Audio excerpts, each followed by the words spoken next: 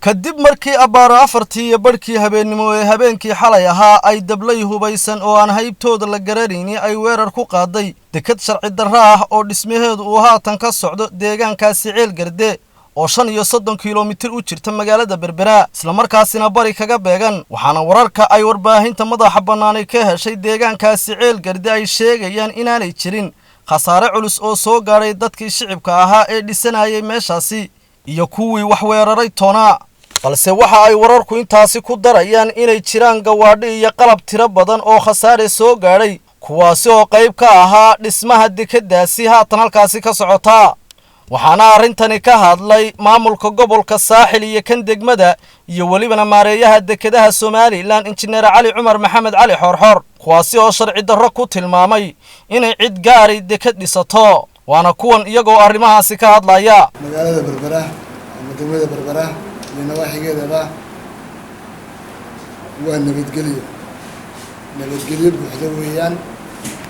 waxaan u sheegaynaa shacbiga reer Berbera iyo dadka dhan ee Jamhuuriyadda Soomaaliland dalkan marka heerkiisa nabadgelyo la qiyaaso markii hore meel baa la joojiyay imikana mar labaad baa loo laabay heerkiisa nabadgelyo waxaan muddo cadeynaa bulshada cadeynayna wax dhibaataya aanay ka jirin inta yara saaka dhacday oo runtii haddii la sii wado caqabad ku noqon karta nabadgelyada waxaan muddo u sheegaynaa cidii dambiga gashay inay booliiska iyo militariga ay ku daba jiraan gacan buuxdana ay ku soo qaban doonaan insha Allah taala loomana dul qaadanayo cid kasta oo nabadgelyada gobolka iyo degmada khalkhal gelinaysa waxaan u sheegaynaa bulshada cidda deegaanka loo doortay waa annaga matala deegaanka xildhibaanada golaha deegaanka loo doortay cidda ay kalsoonida siiyeen waa maayarka degmada Berbera oo annaga u hadli karnaa afka reerkana anagu baa ku hadli karnaa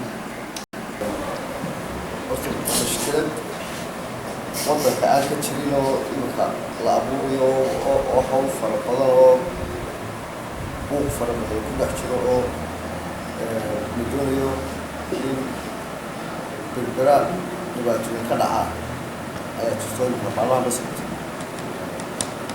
dekado waa dhisaayo xaafada ay dhisanayaana wax jira maahoodee waddankii jabaawo dowladda ka jirta وقراشو دولد وقراشو أنا حساب سنين مشروع تاو في نصيب عفو يو برامج كا كشركات تسوق في كيسة وحولا هي شعب كا كل اللي قدامي هي تدخل هي دولة كل اللي قدامي وقرروا كل اللي تشوفيه هي ما رأي مثلا قصة تابع قصة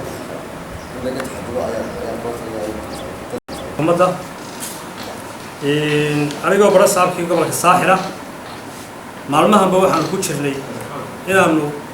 gobolka degmo walba iyo tuulo walba soo marno annagoo safarkayga ku sii guda jirna ayaa saaka aroornimadiina loo soo sheegay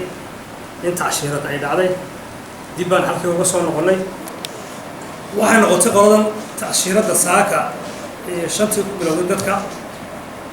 qolada goobta la arkaa waa lagu qabanaya ciidamada ku daba jira ammaanka ah